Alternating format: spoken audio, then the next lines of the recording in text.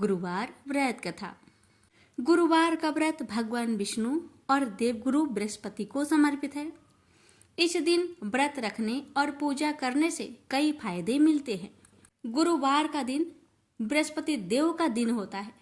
बृहस्पति देव को देवताओं का गुरु कहा जाता है। गुरुवार को व्रत रखने से भगवान विष्णु की कृपा मिलती है। इस दिन व्रत रखने से कुंडली में गुरु की स्थिति मजबूत होती है, साथ ही पितृदोष समाप्त हो जाता है। इतना ही नहीं भक्तों, इस दिन व्रत रखने से वैवाहिक जीवन से जुड़ी समस्याएं दूर होती है, साथ ही घर में सुख शांति भी आती है। तो आइए प्यारे भक्तों, अपने और अपने पूरे परिवार की मंगल कामना को करते हुए इस पावन कथा का रसपान करते हैं। प्यारे भक्तों, जो लोग गुरुवार का व्रत रखते हैं उन्हें इन कथाओं को अवश्य सुनना चाहिए, क्योंकि इन कथाओं को सुने बगैर आपका व्रत पूर्ण नहीं माना जाएगा। और जो भक्त गुरुवार का व्रत नहीं भी रखते वे भी श्रद्धा और प्रसन्न मन से इस कथा को सुने, उन्हें भी विष्णु भगवान की कृपा प्राप्त हो जाती है। प्रेम से बोलिए जय बृहस्पति देव। कथा इस प्रकार है। प्राचीन काल में एक ब्राह्मण रहता था। वह बहुत निर्धन था। उसके कोई संतान नहीं थी। उसकी स्त्री बहुत मलिनता के साथ रहती थी। वह स्नान न करती। इससे ब्राह्मण देवता बड़े दुखी थे। बेचारे बहुत कुछ कहते थे, किंतु उसका कुछ परिणाम न निकला। भगवान की कृपा से ब्राह्मण की स्त्री के कन्या रूपी रत्न पैदा हुआ। कन्या बड़ी होने पर प्रता स्नान करके विष्णु भगवान का जाप हुआ। बृहस्पतिवार का व्रत करने लगी। अपने पूजन पाठ को समाप्त करके विद्यालय जाती तो अपनी मुट्ठी में जौ भर के ले जाती और पाठशाला के मार्ग में डालती जाती। जब ये जौ स्वर्ण के हो जाते, लौटते समय उनको बीनकर अपने घर ले आती थी। एक दिन वह बालिका सूप में उस सोने की जौ को फटक कर साफ कर रही थी कि उसके माता ने देख लिया और कहा, हे बेटी, सोने की जौ के लिए सोने का सूप होना चाहिए। दूसरे दिन बृहस्पतिवार था। इस कन्या ने व्रत रखा और बृहस्पति देव से प्रार्थना करके कहा, मैंने आपकी पूजा सच्चे मन से की हो तो मेरे लिए सोने की सूप दे दो। बृहस्पति देव ने उसकी प्रार्थना स्वीकार कर लिए। रोजाना की तरह वह कन्या जौ फैलाती हुई जाने लगी। जब लौटकर जौ बीन रही थी तो बृहस्पति देव की कृपा से सोने का सूप मिला। उसे वह घर ले आई और उसमें जौ साफ करने लगी, परंतु उसकी माँ का वही ढंग रहा। एक दिन की बात है कि वह कन्या सोने के सूप में जौ साफ कर रही थी। उस समय उस शहर का राजपुत्र वहां से होकर निकला। इस कन्या के रूप और कार्य को देखकर मोहित हो गया तथा अपने घर आकर भोजन तथा जल त्याग कर उदास होकर लेट गया।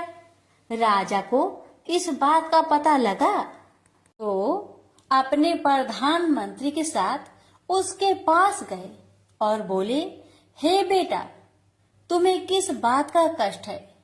किसी ने अपमान किया है अथवा और कोई कारण हो सो कहो, मैं वही कार्य करूंगा जिससे तुम्हें प्रसन्नता हो। अपने पिता की राजकुमार ने बातें सुनी तो वह बोला, मुझे आपकी कृपा से किसी बात का दुख नहीं है। किसी ने मेरा अपमान नहीं किया है, परंतु मैं उस लड़की से विवाह करना चाहता हूँ जो सोने की सूप में जौ साफ कर रही थी। यह सुनकर राजा आश्चर्य में पड़ गया और बोला, हे बेटा, इस तरह की कन्या का पता तुम्हें लगाओ, मैं उसके साथ तेरा विवाह अवश्य ही करवा दूंगा। राजकुमार ने उस लड़की के घर का पता बतलाया। तब मंत्री उस लड़की के घर गए और ब्राह्मण देवता को सभी हाल बतलाया। ब्राह्मण देवता राजकुमार के साथ अपनी कन्या का विवाह करने के लिए तैयार हो गए तथा विधि विधान के अनुसार ब्राह्मण की कन्या का विवाह राजकुमार के साथ हो गया। कन्या के घर से जाते ही पहले की भांति उस ब्राह्मण देवता के घर में गरीबी का निवास हो गया। अब भोजन के लिए भी अन्न बड़ी मुश्किल से मिलता था। एक दिन दुखी होकर ब्राह्मण देवता अपनी पुत्री के पास गए। बेटी ने पिता की दुखी अवस्था को देखा और अपनी माँ का हाल पूछा। तब ब्राह्मण ने सभी हाल कहा। कन्या ने बहुत सा धन देकर अपने पिता को विदा कर दिया। इस तरह ब्राह्मण का कुछ समय सुखपूर्वक व्यतीत हुआ। कुछ दिन बाद फिर वही हाल हो गया। ब्राह्मण फिर अपनी कन्या के यहाँ गया और सारा हाल कहा तो लड़की बोली, हे पिताजी, आप माताजी को यहाँ लेवा लाओ। मैं उसे विधि बता दूंगी जिससे गरीबी दूर हो जाए।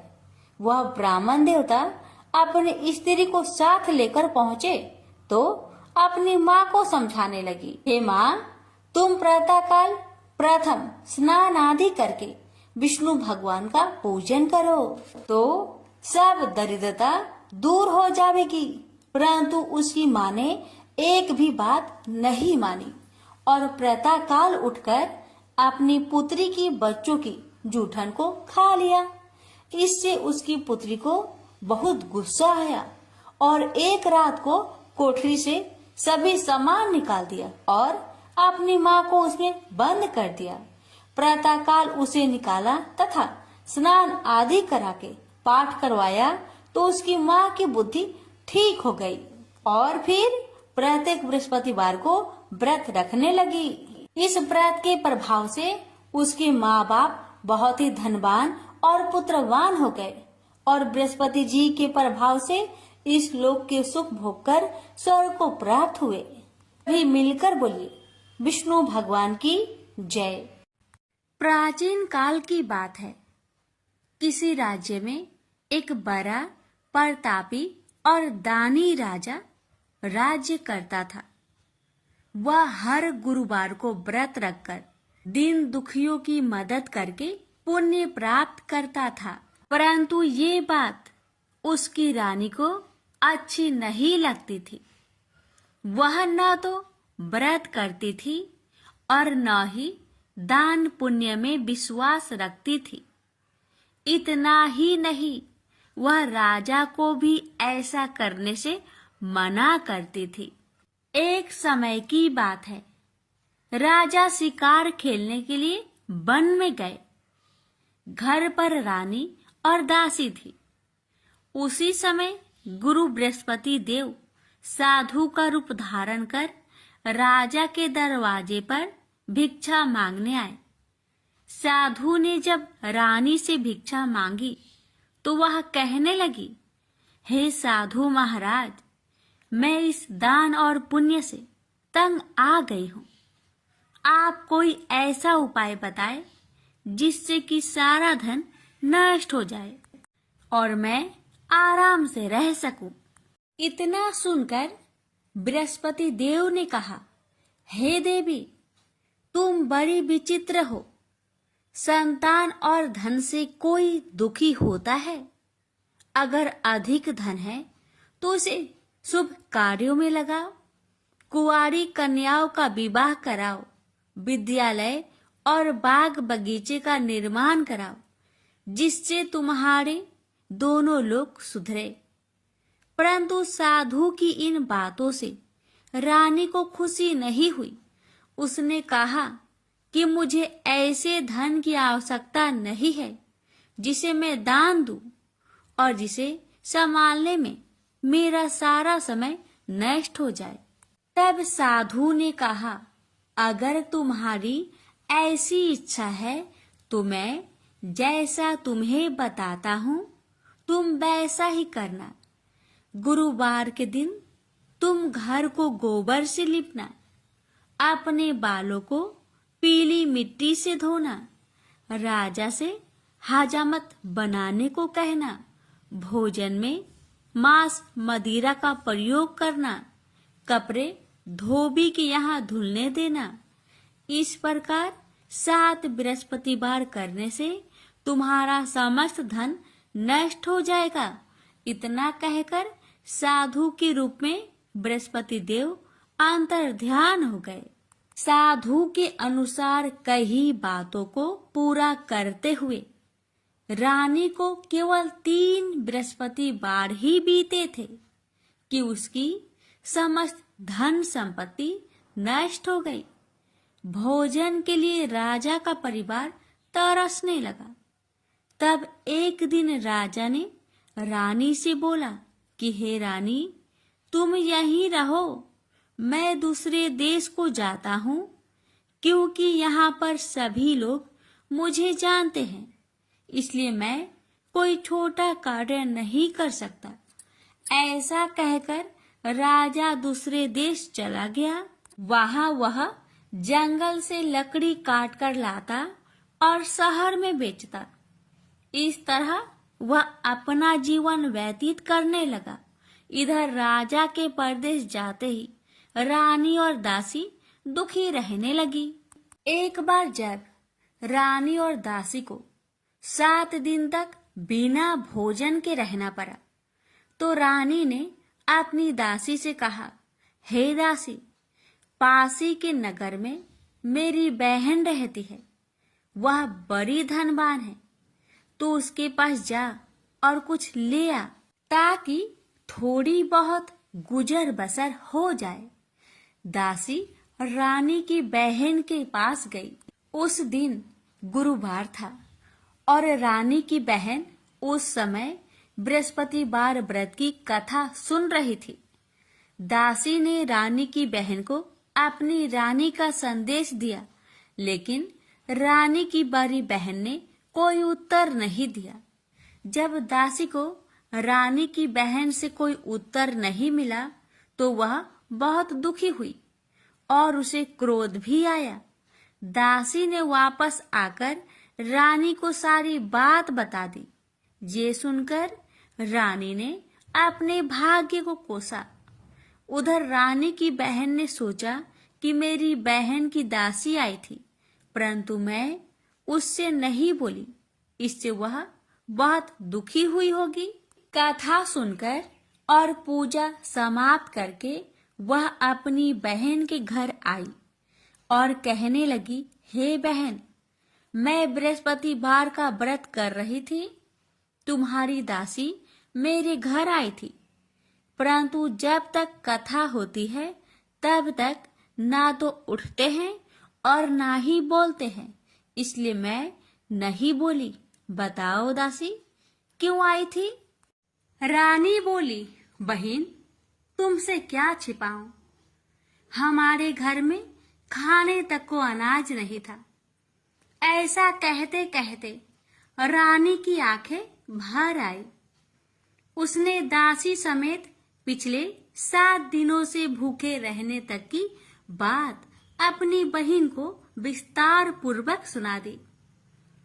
रानी की बहन बोली, देखो बहन, भगवान बृहस्पति देव सबकी मनोकामना को पूर्ण करते हैं। देखो, शायद तुम्हारे घर में अनाज रखा हो। पहले तो रानी को विश्वास नहीं हुआ, पर बहन की आग्रह करने पर उसने अपनी दासी को अंदर भेजा, तो उसे सचमुच अनाज से भरा एक घड़ा मिल गया। यह देखकर दासी को बड़ी हैरानी हुई। दासी रानी से कहने लगी, हे रानी, जब हमको भोजन नहीं मिलता तो हम व्रत ही तो करते हैं, इसलिए क्यों न इनसे व्रत और कथा की विधि पूछ ली जाए, ताकि हम भी व्रत कर सके। तब रानी ने अपनी बहन से बृहस्पतिवार व्रत के बारे में पूछा। उसकी बहन ने बताया, बृहस्पतिवार के व्रत में चने की दाल और मुनक्का से विष्णु भगवान का केले के जड़ में पूजन करे तथा दीपक जलाए, व्रत कथा सुने और पीला भोजन ही करे। इससे बृहस्पति देव प्रसन्न होते हैं। व्रत और पूजन विधि बताकर रानी की बहन अपने घर लौट आई। 7 दिन के बाद जब गुरुवार आया तो रानी और दासी ने व्रत रखा। घुड़सार में जाकर चना और गुड़ लेकर आई। फिर उससे केले की जड़ तथा विष्णु भगवान का पूजन किया। अब पीला भोजन कहाँ से आए, इस बात को लेकर दोनों बहुत दुखी थे। चूंकि उन्होंने व्रत रखा था, इसलिए बृहस्पति देव उनसे प्रसन्न थे। इसलिए वे एक साधारण व्यक्ति का रूप धारण कर 2 थालों में सुंदर पीला भोजन दासी को दे गए। भोजन पाकर दासी प्रसन्न हुई और फिर रानी के साथ मिलकर भोजन ग्रहण किया। उसके बाद वे सभी गुरुवार को व्रत और पूजन करने लगी। बृहस्पति भगवान की कृपा से उनके पास फिर से धन संपत्ति आ गई, परंतु रानी फिर से पहले की तरह आलस्य करने लगी। तब दासी बोली, देखो रानी, तुम पहले भी इस प्रकार आलस्य करती थी। तुम्हें धन रखने में कष्ट होता था, इस कारण सभी धन नष्ट हो गया। और अब जब भगवान बृहस्पति की कृपा से धन मिला है तो तुम्हें फिर से आलस्य होता है। रानी को समझाते हुए दासी कहती है कि बड़ी मुसीबतों के बाद हमने यह धन पाया है, इसलिए हमें दान पुण्य करना चाहिए, भूखे मनुष्य को भोजन कराना चाहिए और धन को शुभ कार्य में खर्च करना चाहिए, जिससे तुम्हारे कुल का यश बढ़ेगा, स्वर्ग की प्राप्ति होगी और पितृ प्रसन्न होंगे। दासी की बात मानकर रानी अपना धन शुभ कार्य में खर्च करने लगी, जिससे पूरे नगर में उसका यश फैलने लगा। बृहस्पतिवार व्रत कथा के बाद श्रद्धा के साथ आरती की जानी चाहिए। इसके बाद प्रसाद बांटकर उसे ग्रहण करना चाहिए। एक दिन राजा दुखी होकर जंगल में एक पेड़ के नीचे आसन जमाकर बैठ गया। वह अपनी दशा को याद करके व्याकुल होने लगा। बृहस्पतिवार का दिन था। एकाएक उसने देखा कि निर्जन वन में एक साधु प्रकट हुए। वह साधु भेष में स्वयं बृहस्पति देवता थे। लकड़हारे के सामने आकर बोले, हे लकड़हारे, इस सुनसान जंगल में तू चिंता मग्न क्यों बैठा है? लकड़हारे ने दोनों हाथ जोड़कर प्रणाम किया और उत्तर दिया, महात्मा जी, आप सब कुछ जानते हैं, मैं क्या कहूँ? यह कहकर रोने लगा और साधु को अपनी आत्मकथा सुनाई। महात्मा जी ने कहा, तुम्हारी स्त्री ने बृहस्पति के दिन बृहस्पति भगवान का निरादर किया है, जिसके कारण रुष्ट होकर उन्होंने तुम्हारी यह दशा कर दी। अब तुम चिंता को दूर करके मेरे कहने पर चलो तो तुम्हारे सब कष्ट दूर हो जाएंगे और भगवान पहले से भी अधिक संपत्ति देंगे। तुम बृहस्पतिवार के दिन कथा किया करो। 2 पैसे के चने मुनक्का लाकर उसका प्रसाद बनाओ और शुद्ध जल से लोटे में शक्कर मिलाकर अमृत तैयार करो। कथा के पश्चात अपने सारे परिवार और सुनने वाले प्रेमियों में अमृत व प्रसाद बांटकर आप भी ग्रहण करो। ऐसा करने से भगवान तुम्हारी सब मनोकामनाएं पूरी करेंगे। साधु के ऐसे वचन सुनकर लकड़हारा बोला, हे प्रभु, मुझे लकड़ी बेचकर इतना पैसा नहीं मिलता जिससे भोजन के उपरांत कुछ बचा सकूं। मैंने रात्रि में अपने स्त्री को व्याकुल देखा है और मेरे पास कुछ भी नहीं जिससे मैं उसकी खबर मंगा सकूं। साधु ने कहा, हे लकड़हारे, तुम किसी बात की चिंता मत करो। बृहस्पति के दिन तुम रोजाना की तरह लकड़ियां लेकर शहर को जाओ। तुम्हारे रोज से दुगुना धन प्राप्त होगा, जिससे तुम भली भांति भोजन कर लोगे तथा बृहस्पति देव की पूजा का सामान भी आ जाएगा। इतना कहकर साधु अंतर्ध्यान हो गए। धीरे धीरे समय व्यतीत होने पर फिर वही बृहस्पतिवार का दिन आया। लकड़हारा जंगल से लकड़ी काटकर किसी शहर में बेचने गया। उसे उस दिन और दिन से अधिक पैसा मिला। राजा ने चना गुड़ आदि लाकर गुरुवार का व्रत किया। उस दिन से उसके सभी कलेश दूर हुए। परंतु जब दोबारा गुरुवार का दिन आया तो बृहस्पतिवार का व्रत करना भूल गया। इस कारण बृहस्पति भगवान नाराज हो गए। उस दिन उस नगर के राजा ने विशाल यज्ञ का आयोजन किया तथा शहर में यह घोषणा करा दी कि कोई भी मनुष्य अपने घर में भोजन न बनावे, न आग जलावे। समस्त जनता मेरे यहाँ भोजन करने आवे। इस आज्ञा को जो न मानेगा उसे फांसी की सजा दी जाएगी। इस तरह की घोषणा संपूर्ण नगर में करवा दी गई। राजा की आज्ञा अनुसार शहर के सभी लोग भोजन करने गए, लेकिन लकड़हारा कुछ देर से पहुंचा, इसलिए राजा उसको अपने साथ घर लिवा ले गए और ले जाकर भोजन करा रहे थे तो रानी की दृष्टि उस खूंटी पर पड़ी जिस पर उसका हार लटका हुआ था। वह वहां पर दिखाई नहीं दिया। रानी ने निश्चय किया कि मेरा हार इस मनुष्य ने चुरा लिया है। उसी समय सिपाहियों को बुलवाकर उसको कारागार में डलवा दिया। जब लकड़हारा कारागार में पड़ गया और बहुत दुखी होकर विचार करने लगा कि ना जाने कौन से पूर्व जन्म के कर्म से मुझे यह दुख प्राप्त हुआ है, और उसी साधु को याद करने लगा जो कि जंगल में मिला था।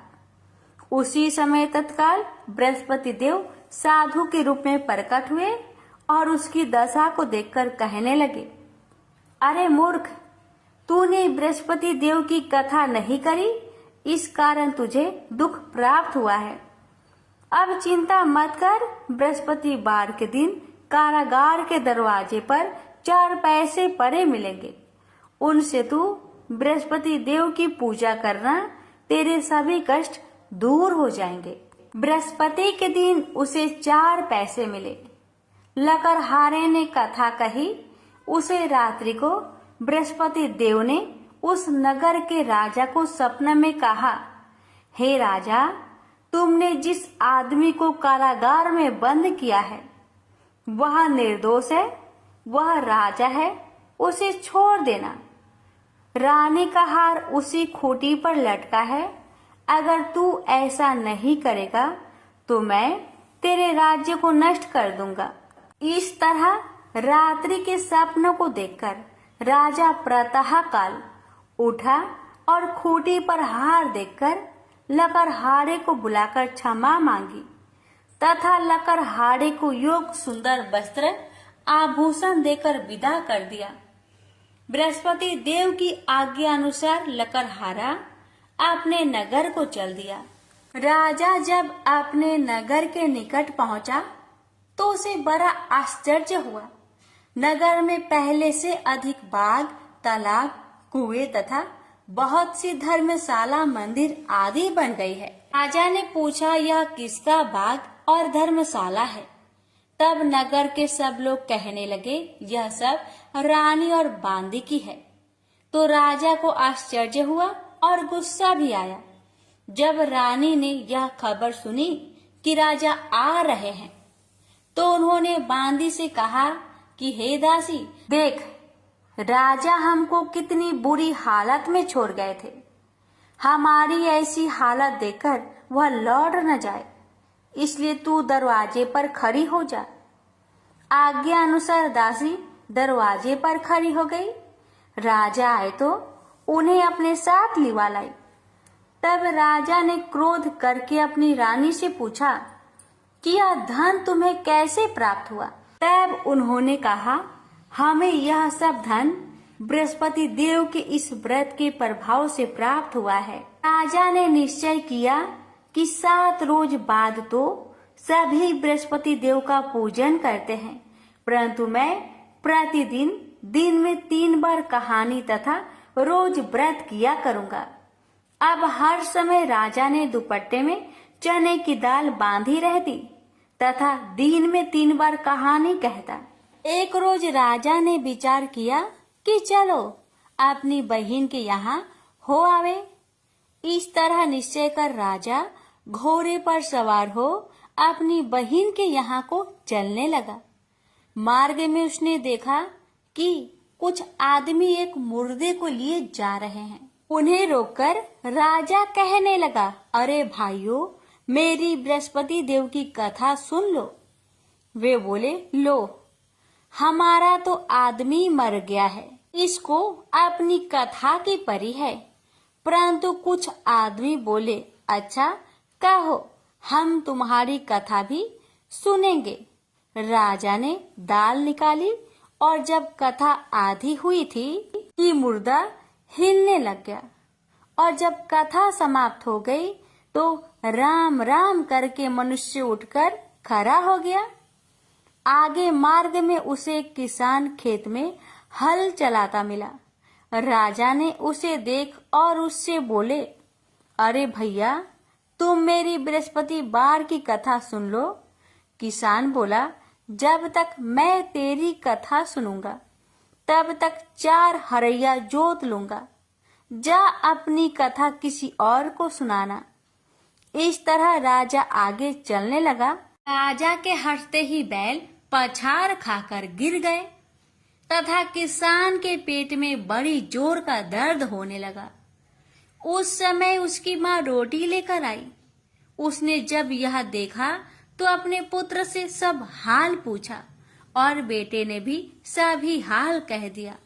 तो बुढ़िया दौड़ी दौड़ी उस घोड़ सवार के पास गई और उससे बोली कि मैं तेरी कथा सुनूंगी, तू अपनी कथा मेरे खेत पर चलकर ही कहना।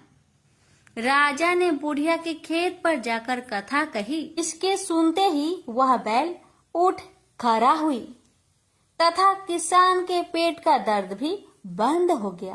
राजा अपनी बहन के घर पहुंचा। बहन ने भाई की खूब मेहमानी की। दूसरे रोज प्रातः काल राजा जागा तो वह देखने लगा कि सब लोग भोजन कर रहे हैं। राजा ने अपनी बहन से कहा, ऐसा कोई मनुष्य है जिसने भोजन नहीं किया हो? मेरी बृहस्पतिवार की कथा सुन ले। बहन बोली, हे भैया, यह देश ऐसा ही है कि पहले यहाँ लोग भोजन करते हैं, बाद में अन्य काम करते हैं। अगर कोई पड़ोस में हो तो देख आऊं। वह ऐसा कहकर देखने चली गई, परंतु उसे कोई ऐसा व्यक्ति नहीं मिला जिसने भोजन न किया हो। अतः वह एक कुम्हार के घर गई जिसका लड़का बीमार था। उसे मालूम हुआ कि उनके यहाँ 3 रोज से किसी ने भोजन नहीं किया है। रानी ने अपने भाई की कथा सुनने के लिए कुम्हार से कहा। वह तैयार हो गया। राजा ने जाकर बृहस्पतिवार की कथा कही, जिसको सुनकर उसका लड़का ठीक हो गया। अब तो राजा की प्रशंसा होने लगी। एक रोज राजा ने अपनी बहन से कहा कि हे बहन, हम अपने घर को जाएंगे, तुम भी तैयार हो जाओ। राजा की बहन ने अपनी सास से कहा। सास ने कहा, हाँ चली जा, परंतु अपने लड़कों को मत ले जाना, क्योंकि तेरे भाई के कोई औलाद नहीं है। बहन ने अपने भैया से कहा, हे भैया, मैं तो चलूंगी पर कोई बालक नहीं जाएगा। राजा बोला, जब कोई बालक नहीं चलेगा तब तुम ही क्या करोगी? बड़े दुखी मन से राजा अपने नगर को लौट आया। राजा ने अपनी रानी से कहा, हम निरवंशी है, हमारा मुंह देखने का धर्म नहीं है और कुछ भोजन आदि नहीं किया। रानी बोली, हे प्रभु, बृहस्पति देव ने हमें सब कुछ दिया है, वह हमें औलाद अवश्य देंगे। उसी रात को बृहस्पति देव ने राजा से सपने में कहा, हे राजा, उठ, सभी सोच त्याग दे, तेरी रानी गर्भ से है। राजा को यह बात सुनकर बड़ी खुशी हुई। 9वें महीने में उसके गर्भ से एक सुंदर पुत्र पैदा हुआ। तब राजा बोला, हे रानी, स्त्री बिना भोजन के रह सकती है, पर बिना कहे नहीं रह सकती। जब मेरी बहन आवे तुम उससे कुछ मत कहना। रानी ने सुनकर हाँ कर दिया। जब राजा की बहन ने यह शुभ समाचार सुना तो वह बहुत खुश हुई तथा बधाई लेकर अपने भाई के यहाँ आई। तभी रानी ने कहा, घोड़ा चढ़कर तो नहीं आई, गधा चढ़ी आई। राजा की बहन बोली, भाभी, मैं इस प्रकार न कहती तो तुम्हें औलाद कैसे मिलती। बृहस्पति देव ऐसे ही हैं, ऐसी जिसके मन में कामनाएं हैं सभी को पूर्ण करते हैं। जो सदा भावना पूर्वक बृहस्पतिवार का व्रत करता है एवं कथा पढ़ता अथवा सुनता है, दूसरों को सुनाता है, बृहस्पति देव उसकी सभी मनोकामना पूर्ण करते हैं। तो प्रेम से बोलिए, बृहस्पति भगवान की जय हो। प्यारे भक्तों, अब आइए रसपान करते हैं गुरुवार महालक्ष्मी जी की व्रत कथा। इस कथा को सुनने अथवा पढ़ने से सभी मनोकामना पूर्ण हो जाती है। भारत वर्ष के सौराष्ट्र देश में द्वापर युग की यह कहानी हुई है। सौराष्ट्र में उस समय भद्रश्रवा नाम के राजा थे। वे बड़े पराक्रमी राजा थे। 4 वेद, 6 शास्त्र, 18 पुराणों का उन्हें ज्ञान था। उनकी रानी का नाम सूरत चंद्रिका था। रानी देखने में सुंदर और सुलक्षणा थी तथा पतिव्रता थी। उन दोनों को 7 पुत्र तथा उनके बाद एक कन्या का वरदान मिला था। कन्या का नाम श्याम बाला था। एक बार महालक्ष्मी जी के मन में आया कि जाकर उस राजा के राज प्रसाद में रहे। इससे राजा को दुगनी धन दौलत की प्राप्ति होगी और वह इस धन दौलत से अपनी प्रजा को और सुख दे पाएगा। गरीब के घर अगर रहे और उन्हें धन दौलत प्राप्त हो तो वह स्वार्थी की तरह केवल अपने ऊपर ही खर्च करेगा। यह सोचकर श्री महालक्ष्मी जी ने बूढ़ी ब्राह्मण स्त्री का रूप धारण किया। हाथ में लाठी लिए लाठी के सहारे रानी के द्वार तक पहुंची। यद्यपि उन्होंने बूढ़ी औरत का रूप धारण किया था, पर उनके चेहरे पर देवी का तेज था। उन्हें देखते ही एक दासी सामने आई। उसने इनका नाम, धाम, काम, धर्म पूछ डाला। वृद्ध ब्राह्मण का रूप धारित माता लक्ष्मी ने कहा, पालिके, मेरा नाम कमला है। मेरे पति का नाम भुवनेश है। हम द्वारिका में रहते हैं। तुम्हारी रानी पिछले जन्म में एक वैश्य की पत्नी थी। वह वैश्य गरीब था। दरिद्रिया के कारण हर रोज घर में झगड़े होते थे तथा उसका पति रोज उसे मारता था। इन बातों से तंग आकर वह घर छोड़कर चली गई तथा वन जंगल में खाली पेट भटकने लगी। उसकी इस दुर्दशा पर मुझे दया आई। तब मैंने उसे सुख संपत्ति देने वाली श्री महालक्ष्मी जी की कथा सुनाई। मेरे कहने पर उसने श्री महालक्ष्मी जी का व्रत किया। श्री महालक्ष्मी जी प्रसन्न हुई। उसकी गरीबी दूर हुई। उसका घर संसार दौलत संतति संपत्ति से भर गया। बाद में पति पत्नी दोनों परलोक सिधारे। लक्ष्मी व्रत करने के कारण वे लक्ष्मी लोक में रहे। उन्होंने जितने साल महालक्ष्मी जी का व्रत किया उतने हजारों साल उन्हें सुख भोग मिला। इस जन्म में उनका जन्म राजघराने में हुआ है, परंतु वह श्री महालक्ष्मी जी का व्रत करना भूल गई है। उसे यह याद दिलाने मैं यहाँ आई हूँ।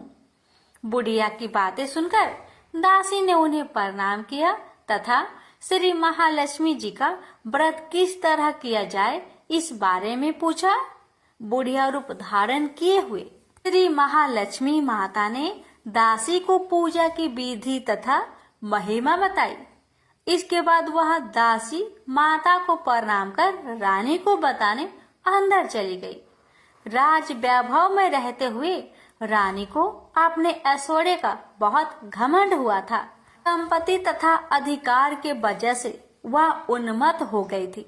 दासी द्वारा बताई गई बुढ़िया की बातें सुनकर वह आग बबूला हो गई और राजद्वार पर आकर बुढ़िया रूपी श्री महालक्ष्मी पर बरस पड़ी। उसे यह मालूम नहीं था कि श्री महालक्ष्मी माता बुढ़िया का रूप धारण किए द्वार तक आई हैं, परंतु रानी का इस कदर रूख बर्ताव तथा अपना अनादर देखकर माता ने वहां ठहरना ठीक ना समझा। वे वहां से चल पड़ी। राह में उन्हें राजकुमारी श्यामबाला मिली। उन्होंने श्यामबाला को सारी बात बताई। श्यामबाला ने अपनी ओर से श्री महालक्ष्मी माता से क्षमा मांगी। माता को उस पर दया आई। उन्होंने श्यामबाला को श्री महालक्ष्मी व्रत के बारे में बताया। उस दिन अगहन यानी मार्गशीर्ष माह का पहला गुरुवार था। श्यामबाला ने परम श्रद्धा से श्री महालक्ष्मी जी का व्रत रखा। फल स्वरूप राजा सिद्धेश्वर के सुपुत्र मालाधर से उसका विवाह हुआ। वह धन दौलत ऐश्वर्य वैभव से माला माल हो गई। पति के साथ ससुराल में आनंद से दिन बिताने लगी। इधर श्री महालक्ष्मी का रानी पर प्रकोप हुआ। फलस्वरूप राजा भद्रसर्वा का राज्य एवं राज कारोबार नष्ट हो गया, जहाँ तक कि खाने की लाले पड़ गए।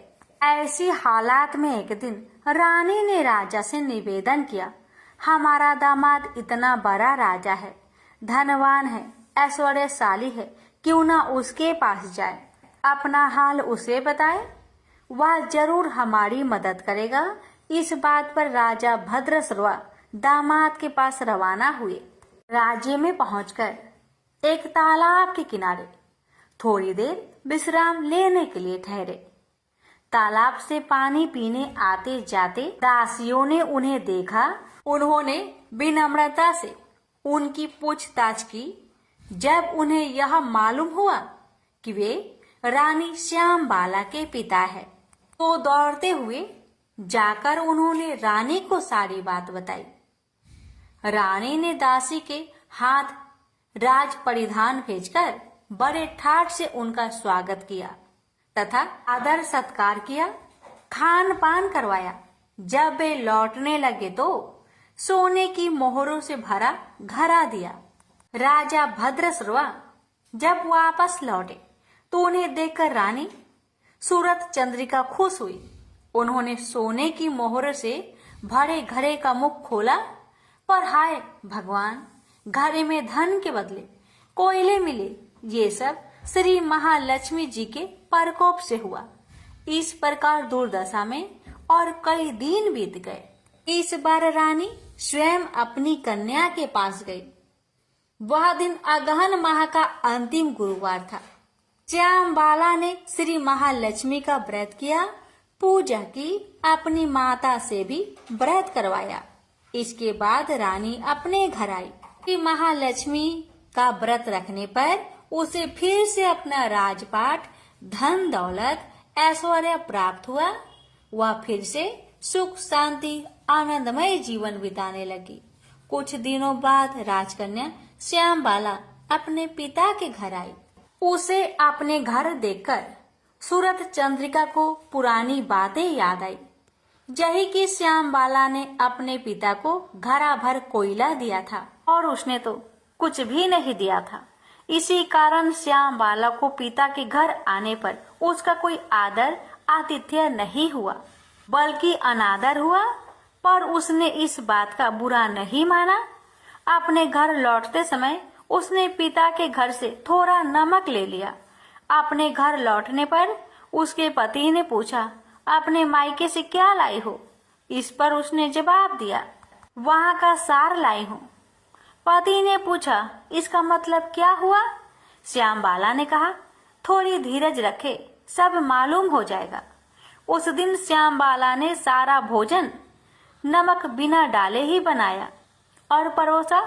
पति ने खाना चखा, सारा खाना नमक बिना था, इसलिए स्वाद न आया। फिर श्याम बाला ने थाली में नमक डाला, इससे सारा भोजन स्वादिष्ट लगने लगा। तब श्याम बाला ने पति से कहा, यही है वह मायके से लाया हुआ सार। पति को उसकी बात सही लगी। फिर वह दोनों हंसी मजाक करते हुए भोजन करने लगे। कहा गया है कि इस तरह जो कोई श्रद्धा भाव से श्री महालक्ष्मी जी का पूजा करे, उसे माता की कृपा प्राप्त होती है, सुख संपत्ति शांति प्राप्त होती है, सभी मनोकामनाएं पूरी होती है। परंतु यह सब प्राप्त होने पर माता की पूजा को भूलना नहीं चाहिए। हर गुरुवार को व्रत पाठ अवश्य करना चाहिए। इस तरह श्री महालक्ष्मी जी की महिमा भक्तों की मनोकामना पूरी करती है। प्रेम से बोलिए लक्ष्मी माता जी की जय। हे माँ, आपकी कथा कहने वाले पर, सुनने वाले पर, हुकार भरने वालों पर अपनी कृपा सदा सर्वदा बनाए रखना, घर में सुख शांति बनाए रखना, भक्तों की हर मनोकामना को पूर्ण करना। बोलिए महालक्ष्मी माता जी की जय। अब आइए प्यारे भक्तजनों, हम सुनते हैं आरती। पहले सुनेंगे माता लक्ष्मी जी की आरती और फिर सुनेंगे बृहस्पति देव की आरती। लक्ष्मी माता की आरती। ओम जय लक्ष्मी माता, मैया जय लक्ष्मी माता, तुमको निषेधि सेवते हरि विष्णु विधाता। ओम जय लक्ष्मी माता। उमा रमा ब्रह्मानी तुम ही जग माता, मैया तुम ही जग माता। सूर्य चंद्रमा ध्यावते, सूर्य चंद्रमा ध्यावते, नारद ऋषि गाता। ओम जय लक्ष्मी माता। दुर्गा रूप निरंजनी सुख संपत्ति दाता, मैया सुख संपत्ति दाता। जो कोई तुमको ध्याता, रिद्धि सिद्धि धन पाता। ओम जय लक्ष्मी माता। तुम्हें पाताल निवासिनी, तुम्हें ही शुभदाता, मैया तुम्हें ही शुभदाता। कर में प्रभाव प्रकाशिनी, भवनिधि की त्राता। ओम जय लक्ष्मी माता। जिस घर में तुम रहती, सब सद्गुण आता, मैया सब सद्गुण आता। सब संभव हो जाता, मन नहीं घबराता। ओम जय लक्ष्मी माता। तुम बिन यज्ञ न होते, वस्त्र न कोई पाता, मैया वस्त्र न कोई पाता। खाने पाने का वैभव सब तुमसे आता। ओम जय लक्ष्मी माता। शुभ गुण मंदिर सुंदर, क्षीरोदधि जाता, मैया क्षीरोदधि जाता। रत्न चतुर्दश तुम बिन कोई नहीं पाता। ओम जय लक्ष्मी माता। महालक्ष्मी जी की आरती जो कोई जन गाता, मैया जो कोई जन गाता। उरे आनंद समाता, पाप उतर जाता। ओम जय लक्ष्मी माता। ओम जय लक्ष्मी माता, मैया जय लक्ष्मी माता। तुमको निस दिन सेवते हरि विष्णु विधाता। ओम जय लक्ष्मी माता। सब बोलिए लक्ष्मी माता की जय, लक्ष्मी नारायण जी की जय। आरती पूरी होने के बाद तुलसी में आरती जरूर दिखाना चाहिए। इसके बाद घर के लोगों को आरती लेनी चाहिए। अब श्रवण करें बृहस्पति देवता की आरती। ओम जय बृहस्पति देवा, जय बृहस्पति देवा। छीने छीने भोगे लगाऊं कदली फल मेवा।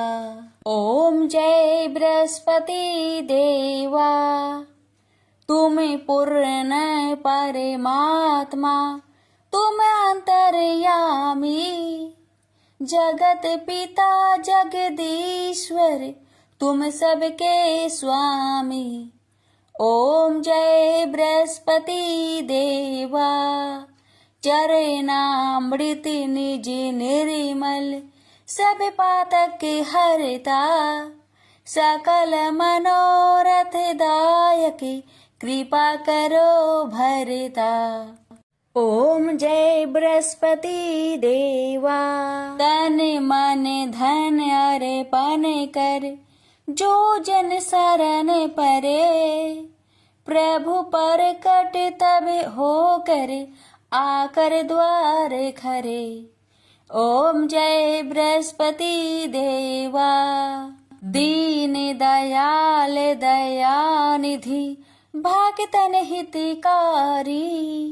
पाप दोष सब हरता, भव बंधन हारी। ओम जय बृहस्पति देवा, सकल मनोरथ दायक, सब संचय तारो। विषय विकार मिटाओ, संतन सुखकारी। ओम जय बृहस्पति देवा, जो कोई आरती तेरी प्रेम सहित गावे। ज्येष्ठ आनंद बंद सो निश्चय पावे। ओम जय बृहस्पति देवा। प्रेम से बोलिए बृहस्पति देव की जय।